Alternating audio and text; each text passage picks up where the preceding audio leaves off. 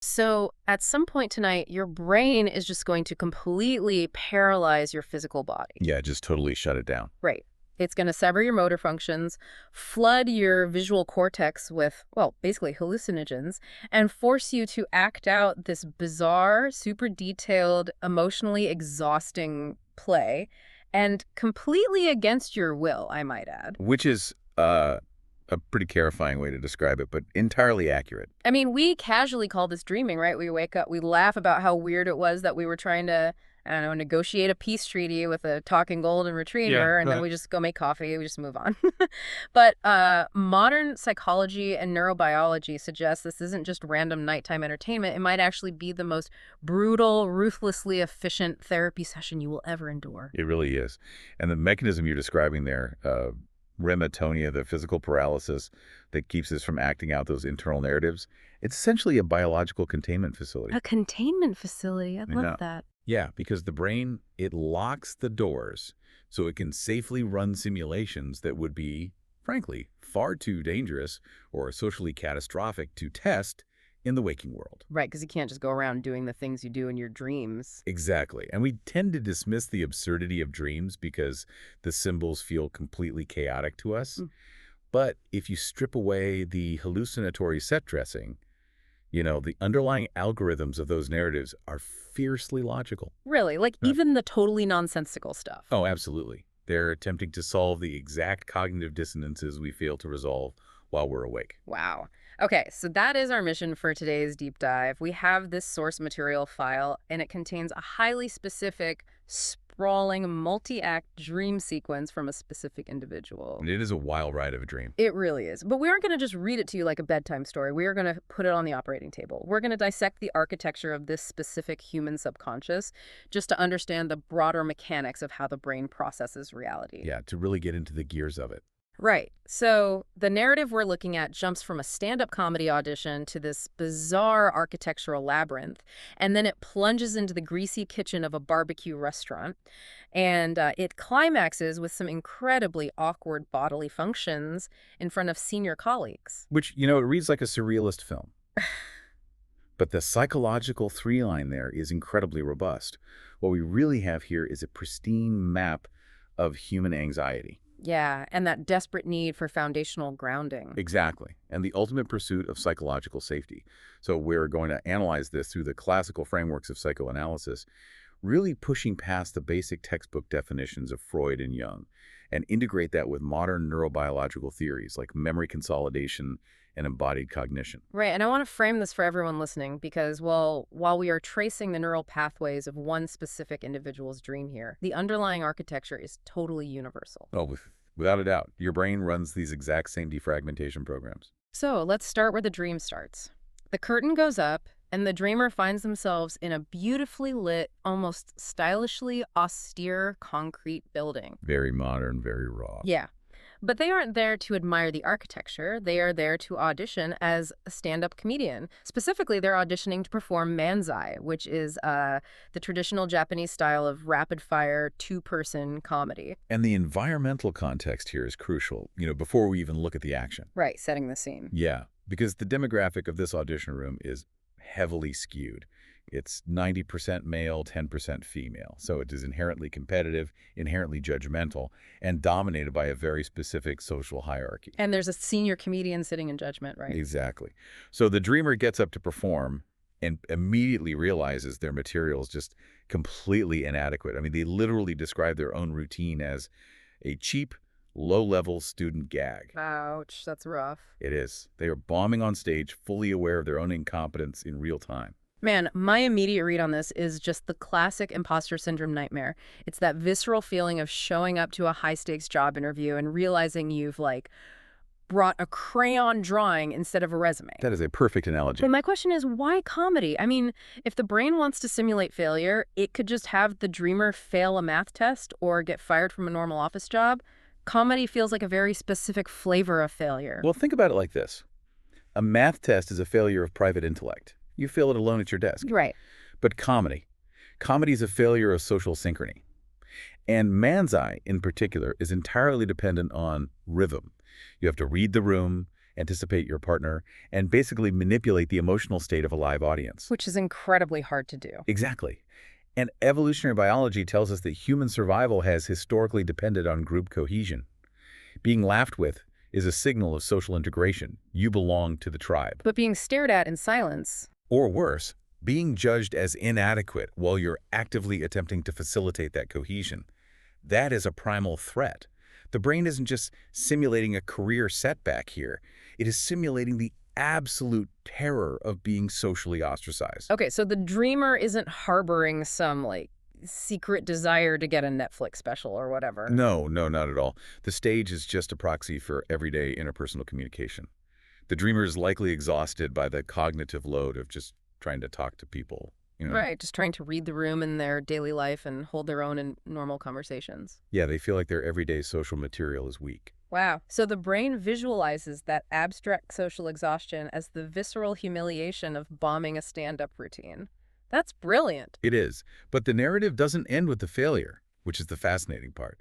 A cute female comedy duo gets on stage next, they perform, and they win the entire audition. And the immediate reaction from the male-dominated room, including our dreamer, is just to grumble and complain. Right. They start whispering that the contest was rigged, that the senior judge just picked them because they have cute faces. Which is just such a fascinatingly petty detail for the subconscious to invent. It's pure sour grapes. It really is. I mean, my instinct here is that the dreamer knows they failed, but facing that inadequacy head on is just too damaging to the ego, so the brain just, invents a scapegoat. Exactly. It manufactures a rigged system so the dreamer can say, well, I didn't fail because I'm bad. I failed because the game is corrupt. That is a textbook manifestation of cognitive dissonance resolution, isn't it? Spot on. Because the ego is fragile. When the waking mind is forced to confront a gap between its ideal self and its actual performance, it experiences intense psychological friction. Right, it hurts. It does. And in the dream state, the prefrontal cortex, the part of the brain responsible for logical reasoning and self-awareness, it's largely deactivated. Yeah. But the emotional centers, they are highly active. So it's all feelings, no logic. Exactly. So instead of rationally accepting defeat, the emotional brain constructs a paranoid defense mechanism. It projects the internal failure onto an external injustice. The cute girls represent this insurmountable, unfair advantage that absolves the dreamer of their own inadequacy. So it's basically the brain actively lying to itself to stop the pain of rejection? Pretty much, yeah. But the lie doesn't really fix the underlying anxiety, does it? Because right after the audition ends and the group leaves, the environment immediately turns hostile. Right, the architecture shifts. Yeah, the concrete building suddenly shifts. The beautifully lit hallways just collapse into this complex, shifting labyrinth. The path forward splits. Most of the group starts taking what they think are shortcuts on the same level. But the dreamer makes a very deliberate, almost counterintuitive choice here. Yes. They decide that the fastest way to get out is to go up a floor, to find a completely different way down. And this transition from the psychological pressure of the stage to the physical friction of a labyrinth, this brings us right into the territory of embodied cognition. Okay, walk me through that, because to me, this just seems like the brain throwing random obstacles in the way. Why wouldn't the brain just manifest an exit door and let the guy walk out? Well, because the brain does not process abstract psychological problems with abstract tools, it processes them using the absolute oldest evolutionary hardware it possesses, which is the spatial navigation systems. The GPS system, basically. Exactly. Yeah. Long before our ancestors had to worry about social standing or career trajectories or, comedy auditions, their primary cognitive challenge was navigating physical space to find food and evade predators. Right, survival basics. Right, and the hippocampus, which is central to memory, is also our internal GPS. It actually contains grid cells and place cells that map our physical environment. So you're saying that when we encounter a complex, abstract problem in our waking life, like a career roadblock or a messy relationship, the brain literally models it as a physical wall or a maze while we sleep. Precisely. I mean, think about it. In the waking world, we constantly use spatial metaphors for abstract concepts. Oh, right, like saying we are cornered. Yes, or hitting a wall, or we need to climb the corporate ladder. Embodied cognition suggests these aren't just poetic metaphors. They are the literal mechanisms by which the brain understands the problem. The dreamer feels that their current waking life path has become confusing and treacherous. So the straight hallway of their intended life plan has literally become a maze in the dream. That is so wild. And the choice to go up, taking the harder path while everyone else takes the easy shortcut, that feels super significant. It is. Because they follow another rookie up this narrowing staircase. The hallway gets tighter and tighter until it suddenly opens up, but like not onto a normal floor. They find themselves wedged inside the ceiling piping, looking down at a massive gymnasium. And the source material uses a very specific phrase here. It translates to gymnasium eye. Gymnasium eye. It's such a striking, weird image. Right. Because going up to go down that is an algorithmic approach to nonlinear problem solving. The dreamer recognizes that the conventional path, the shortcuts the others are taking, will only lead them deeper into the maze. They are seeking elevation. And psychologically, elevation equates to perspective, right? Exactly. But look at the physical reality of that perspective in the dream. They are wedged in cold, cramped pipes, staring down like a disembodied eye. It's a very panopticon vibe. They are observing, but they're totally trapped in the infrastructure. And down on the gymnasium floor, there's this intense basketball practice happening. Right, people are running drills, sweating, executing coordinated teamwork. And the dreamer is completely removed from it, just hovering in the rafters, watching all this physical exertion. This is a dissociative state, but it's rendered in architectural terms. After the trauma of the social failure at the audition, the dreamer is recoiling from direct participation. They don't want to play anymore. Exactly. And think about basketball. It's a bounded system of clear rules, intense physical effort, and explicit teamwork. It is the exact opposite of the ambiguous, subjective, highly judgmental world of stand-up comedy that they just failed at. Oh, that makes so much sense. Right. By wedging themselves in the ceiling, the dreamer is enforcing a safe distance. They are studying how people work together without risking the vulnerability of actually stepping onto the court. It is literally the brain running an observational trial asking, how do humans successfully interact? It's like watching a tutorial video after failing the first level of a video game. That's a great way to put it. But they can't stay in the pipes forever. They eventually crawl through this claustrophobic system, they make their way down, and finally escape the building.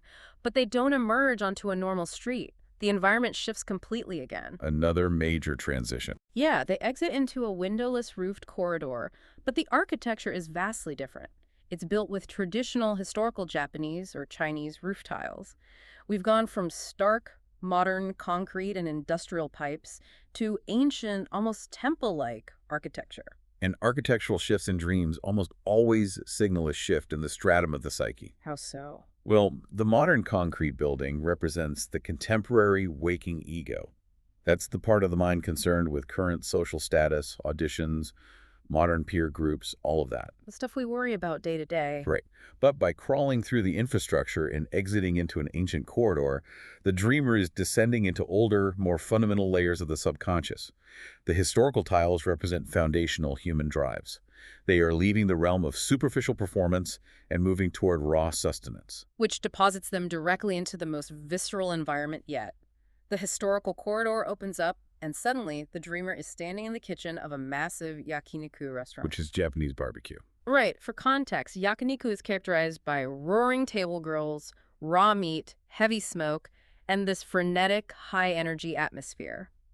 The dining hall is described as being the size of the gymnasium they were just looking down on. But the dreamer isn't out there eating. No, they aren't a customer. They are a part-time worker stuck in the back. A sudden demotion from aspiring performer to invisible laborer. Exactly. And the work is grueling. They're tasked with washing dishes and refilling condiments.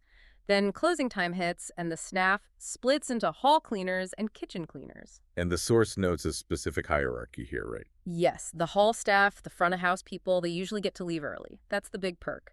And the dreamer desperately wants that perk. But they are tasked with washing these incredibly dirty, oily towels. Let's look at the sensory details there. Why oily towels? I mean, why not sweeping the floor or doing inventory? Because grease is stubborn, right? The dreamer starts washing these towels, but there's a mix-up. The dirty, greasy towels get jumbled together with the ones they've already cleaned. The cognitive load becomes too much. Yeah, the dreamer gets completely confused about which is which, panics, and ends up just throwing all the towels clean and dirty back into the sink and washing everything all over again. Which is incredibly inefficient. Right. They fall massively behind and end up stuck late with the heavy-duty kitchen crew, missing their chance to leave early. My initial read on this. The brain is punishing him. He failed the audition, so he goes to the penalty box to scrub grease. It certainly feels punitive to the dreamer, for sure. But neurologically, this is actually a restorative phase. Let's break down the metaphors here. Okay, lay it on me. A kitchen, in psychological terms, is the engine room of transformation. It is where raw, bloody ingredients are subjected to fire to become energy. Okay, that's intense. It is, and Yakiniku specifically is a cultural symbol of vitality, stamina, and communal bonding. The brain has recognized that the dreamer's ego is completely depleted from the audition and the maze, so it has moved them to the metaphorical power plant to refuel. They aren't eating the barbecue, they're washing the towels that wipe up the mess. Which is the critical work of processing emotional residue.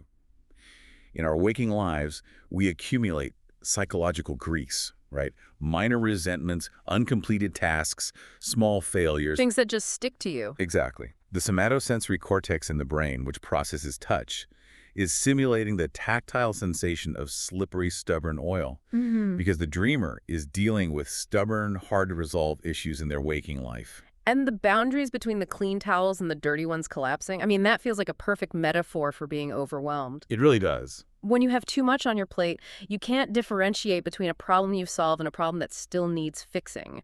Everything just feels like one massive, undifferentiated crisis. We actually call that ego depletion in psychology. The prefrontal cortex simply runs out of the metabolic energy required for executive function and categorization. So it just kind of gives up. Essentially, yes. The dreamer's inability to sort the towels is the brain realistically simulating its own current state of overwhelm. The brain is saying, I do not have the bandwidth to categorize these stressors, so I am going to process all of them simultaneously. Which is why they have to wash the clean towels again. Right. It is highly inefficient. But, here is the silver lining in the dream. They don't walk out. They don't quit the job. Even though they are confused and exhausted, they stand at that sink and they wash every single towel. They accept that they have to stay late with the kitchen crew. Right. There is a deep underlying resilience there. They are putting in the foundational, unglamorous grunt work required to really clean up their act. And that resilience is precisely what triggers the next environmental shift. The subconscious, it operates on a system of tension and resolution. So the tension is breaking. Yes. The dreamer endured the public shame of the stage, they survived the intellectual anxiety of the maze, and they completed the grueling, grounding labor of the kitchen. The psyche has been cleansed. It is now ready to reward the dreamer. And the transition to this reward is wild. Like the shift is over, the dreamer clocks out. But to leave the restaurant, they don't just walk out a back door. They step onto this massive, giant chain mechanism. Very industrial. Super industrial. It clatters and ratchets them down to the ground level. We're still seeing these heavy, mechanical, descending movements, but when their feet hit the ground at the bottom of this chain, the atmosphere completely inverts. Right. We move from greasy isolation into an environment of effortless social harmony. A total 180. The dreamer finds themselves walking with 5 young female coworkers who are also getting off shift, and there is no awkwardness. They immediately fall into this playful, easy gossip. A completely relaxed social state. Yeah. The girls ask the dreamer, point blank, so who is your type? And the dreamer is totally relaxed. He actually names names. He says, I think I'm interested in Sumatsu. And the dream provides specific names for these women. Sumatsu, Shoko, Matsuoka. Which is important because naming them gives them a distinct psychological weight. They aren't just faceless background extras. They are fully rendered avatars. Right. And when he names Sumatsu, the reaction from the group is magical. There is zero tension, zero jealousy. The girls just laugh playfully. They say, seriously, or, oh, too bad for the rest of us. It's completely supportive. It is. And the source material makes a point to emphasize the diversity of their personalities. Some are saba-saba, which means chill, frank, and easygoing. Others are kapi-kapi, bubbly, energetic, and bright. And the overriding emotion the dreamer feels isn't lust. It is this profound, warm certainty that every single one of these women harbors a gentle affection for him. If we look at this superficially, it just looks like male wish fulfillment, basically a dating simulator generated by the brain to soothe the bruised ego. Exactly. He got rejected by the cute girls at the comedy club, so his brain conjured up 5 women who all think he's great. It's purely compensatory. It is compensatory, yes. But if we dive into Carl Jung's theories, it goes infinitely deeper than just wanting a date. Oh, Jung always makes it deeper. He does. Jung posited that the psyche naturally seeks wholeness, a process he's called individuation. And for a male dreamer, Jung argued there is an unconscious feminine aspect to the personality, which he called the anima. The anima. Right. The anima represents emotional fluidity, relational connectivity, and the capacity for internal harmony. Basically, everything the dreamer completely lacked during the rigid, anxious comedy audition. Wait, so you're saying these 5 women aren't actually women in the context of the dream. They are fragmented pieces of the dreamer's own mind. Precisely. The brain isn't simulating a harem. It is simulating an internal integration. The chill girl and the bubbly girl are distinct emotional states within the dreamer himself. Oh, wow. Yeah. And for them to be walking together, gossiping without jealousy, and universally accepting the dreamer, that represents a massive neurological achievement. The dreamer is finally accepting their own multifaceted emotional nature. Because there's no jealousy. Exactly. The lack of jealousy is the key. There is no internal conflict. The psyche has achieved a baseline of total psychological safety. The brain is likely flooded with oxytocin and dopamine in this REM cycle, physically hardwiring this feeling of safety into the neural pathways. That reframes the entire scene for me. It's not about external validation. It's about an internal truce. The war in his head is over, at least for the moment. For the moment, yes. But the brain, having established this incredibly safe environment, decides it's time for the ultimate stress test. Which brings us to the climax of the dream. And I have to warn you, it is objectively ridiculous. It's the transition from the sublime to the profane, Yes, really. it truly is. So the dreamer is riding this oxytocin high. They feel loved, integrated, totally at peace. They reach the the entryway, and they're about to put on their shoes to go home. Suddenly, 2 senior coworkers, senpai, appear right behind them. And the casting here is very specific again. Very. The brain has cast these figures precisely. One is a short black man who speaks flawlessly fluent Japanese. The other is a tall, thin white man, standing about 180 centimeters. Let's pause on that casting for a second. In a Japanese cultural context, casting a black man and a white man as your senpai, your immediate superiors who dictate your social standing at work, is a fascinating use of archetypes. How so? Well, they represent the other, the outside world, but imbued with absolute authority and fluency in the dreamer's own culture. They are the ultimate symbols of external societal judgment. Ah, I see. So they are the final bosses of social evaluation. Exactly. So the short black senpai crouches down to tie his shoelaces. The dreamer is standing directly behind him.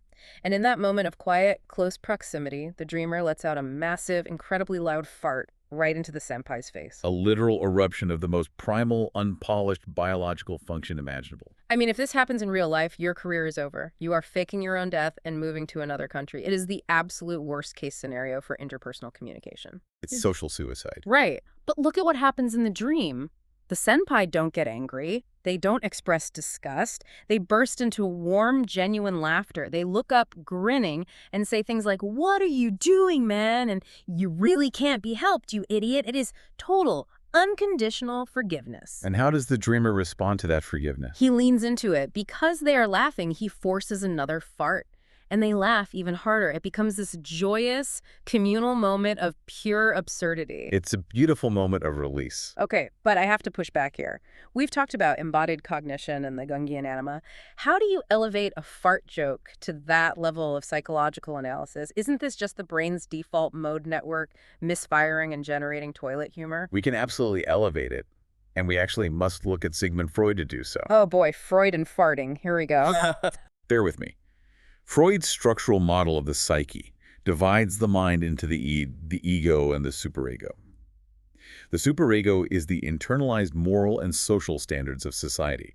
It is the voice that tells you to sit up straight, be polite, and, deliver a perfect comedy routine. Right, and the ide. The id is the primal, chaotic, animalistic drive. So the audition at the beginning was the superego terrorizing the dreamer, demanding perfection. Exactly. The dreamer spent the entire beginning of the dream tightly wound, terrified of failing the superego standards. A fart, physiologically, is the buildup of internal gas and pressure that must forcefully escape. Right. Psychologically, in dream logic, passing gas is the ultimate rebellion of the id against the superego. It is the physical manifestation of built-up psychological pressure violently releasing itself. He is literally blowing off steam. Yes. But the brilliance of the dream is the reaction. The senpai represent the superego, the authority figures. By having the authority figures laugh warmly at the most disgusting, inappropriate action possible, the brain is neutralizing the dreamer's fear of judgment. Through laughter. Yes, and laughter, from an evolutionary standpoint, originated as a false alarm signal. Apes laugh to signal to the troop that a perceived threat is actually harmless play. Oh, wow. So the brain sets up the ultimate social threat, passing gas in the boss's face, and then uses the boss's laughter to send an all-clear signal to the nervous system. Precisely.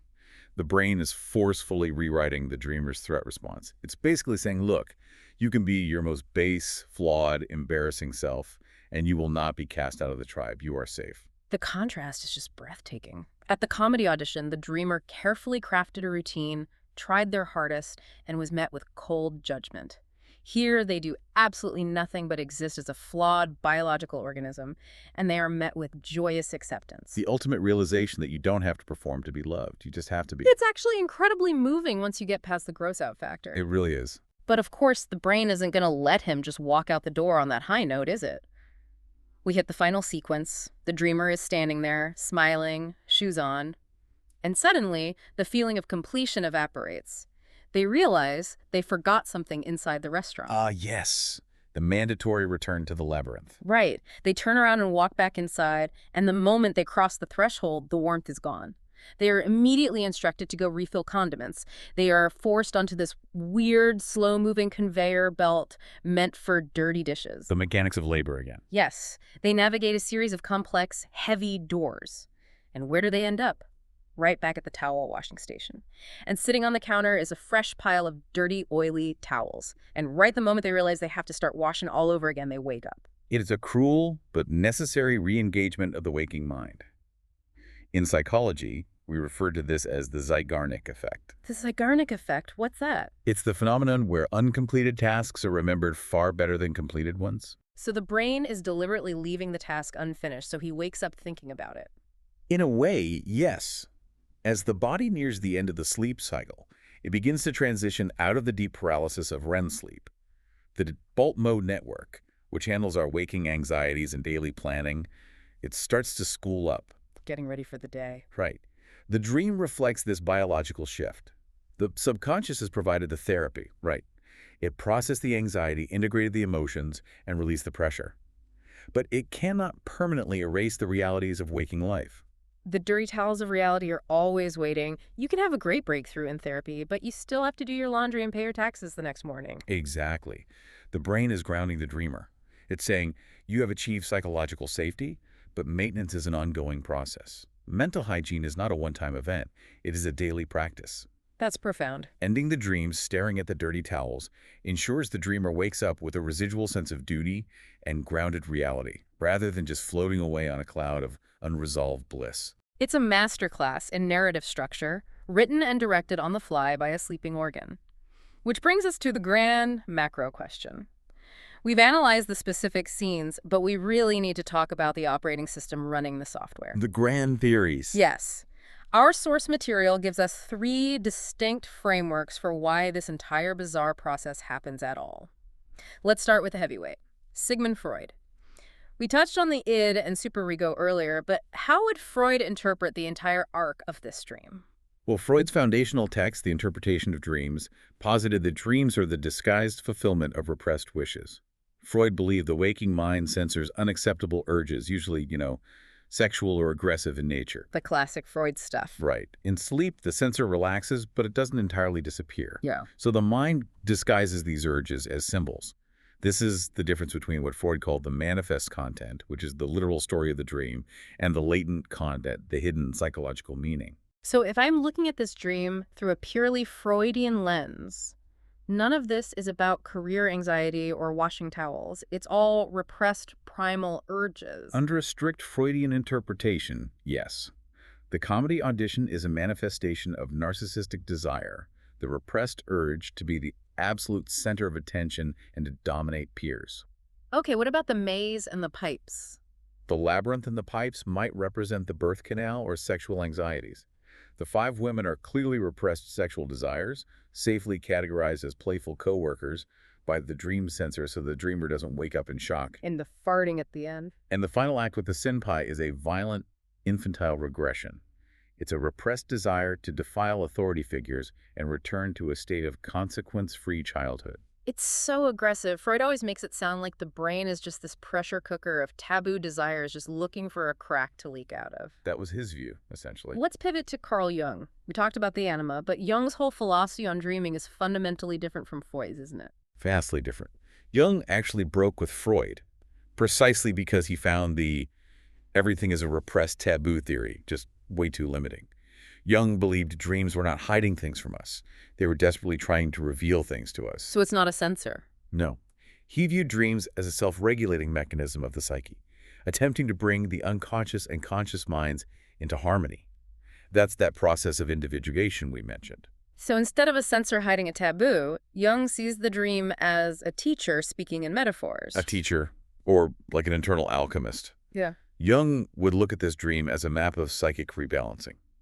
The waking dreamer is overly identified with their persona, the mask they wear for society. Which is why they're on stage. Exactly. The brutal failure at the comedy audition is the subconscious deliberately shattering that persona to show the dreamer its fragility. Basically saying, you are focusing too much on how you look to the crowd. You need to get back to basics. Exactly. And the Yakiniku kitchen is the alchemical crucible. It is the raw, unrefined energy of the self. By forcing the dreamer to scrub the greasy towels, the psyche is demanding humility and foundational work. Wow, so the reward isn't just a break, it's growth. Yes. The reward is the integration of the anima, the women, and the ultimate realization of the self in the final scene, where the dreamer is accepted by the senpai without needing the persona at all. Jung would view this dream as a massive, successful step towards spiritual and psychological maturity. I have to say, I vastly prefer the Jungian life coach brain to the Freudian pressure cooker brain. It's just so much more optimistic. It is much more uplifting for sure. But we can't ignore the third framework, and this is where we have to bring in modern neurobiology. Our source material references the perspective of modern researchers, specifically noting Professor Yoichi Osada, and the modern view is essentially the activation synthesis hypothesis. Right. Proposed by J. Allen Hobson and Robert McCarley in the 1970s, and then expanded upon by modern neuroscience, this theory strips away the mysticism entirely. Right. This theory argues that Freud and Jung were both wrong. It suggests that dreams aren't secret messages or alchemical maps. They are just biological exhaust. Pure mechanics. Yeah. During REM sleep, the brainstem randomly fires electrical impulses. That's the activation.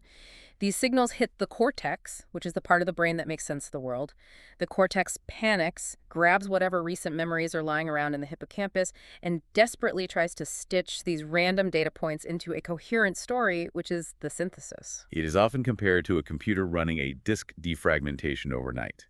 The brain is sorting the day's data, deciding what to commit to long-term memory and what to just delete. So to apply it to our dreamer, the day before the dream, let's say they watched a man's eye comedy routine on YouTube. They walked past a Yakiniku restaurant that smelled like grease. They had a brief chat with a female coworker named Sumatsu, and I don't know, maybe they had indigestion from dinner. A perfect recipe for random firing. Right.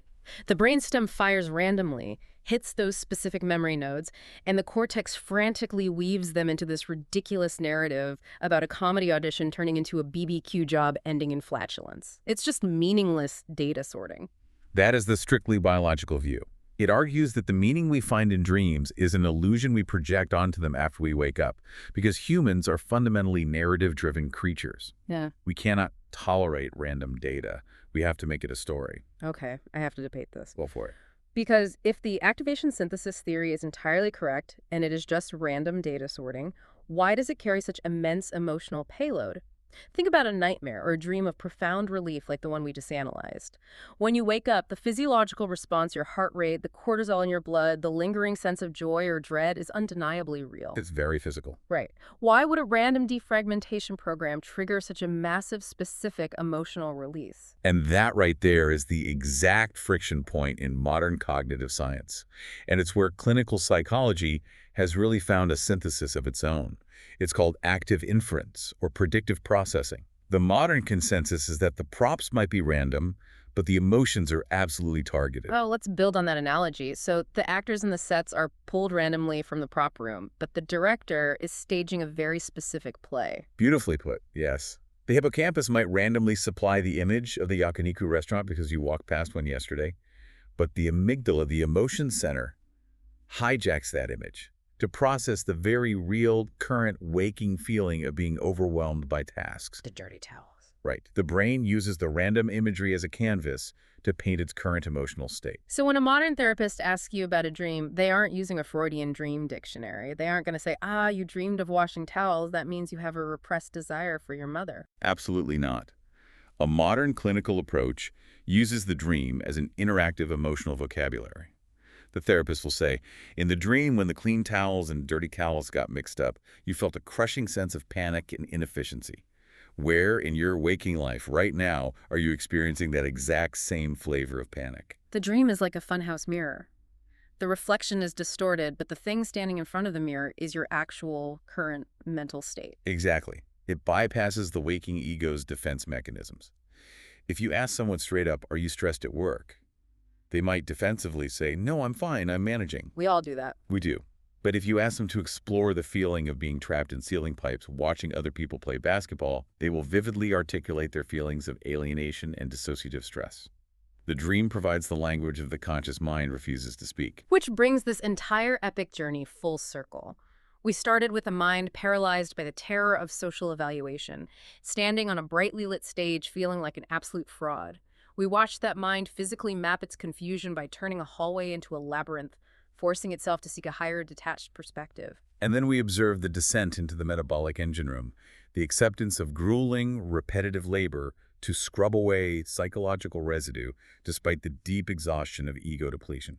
We saw the profound reward of that labor, too, the spontaneous generation of total internal harmony, the integration of fragmented emotional states represented by that diverse group of women. The animate integration. Yes. And finally, the ultimate release valve, the absolute rejection of the strict judging superego realized through the joyous, laughing acceptance of an absurd bodily function, only for the brain to gently but firmly deposit the dreamer right back at the sink, reminding them that the work of living requires daily maintenance. It is a stunningly complex architectural feat, executed by a 3-pound organ sitting in absolute darkness, completely offline from the external world. And the most vital takeaway for you, the listener, is that your brain is executing these exact same architectural marvels every single night. Your bizarre dreams are not random static. They are the most sophisticated, personalized, avant-garde indie films ever produced, playing exclusively for an audience of one.